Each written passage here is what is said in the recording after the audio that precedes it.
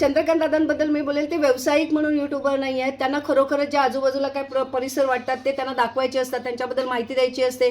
प्रत्येक गोष्टीवरती ते व्हिडिओ, एखाद्या माणसाचा स्वभाव, एखाद्या खरं हे जे आहे ना, म्हणजे तुम्ही ठीक आहे एक बिझनेस, ॲज अ बिझनेस म्हणून तुम्ही काय करत असाल, तुमचे व्ह्यूअर्स वाढायला पाहिजे, तुमचे सबस्क्राईब, ती एक वेगळी गोष्ट आहे. पण खरोखर कळकळीचं ज्या गोष्टी आहेत ना, त्या यूट्यूबरवाल्यांनी त्यांनी सांगावं. त्यांनी त्यांचा स्वतःचा स्वार्थ साधण्यापेक्षा इतरांना घेऊन कसं आपण चालू आणि काहीतरी बनवू आपल्या समाजाला, हे ते ध्येय चंद्रकांत दादांचं आणि वहिनींचं आहे ना. खरंच मी सांगते थँक्यू, आभारी आहे मी.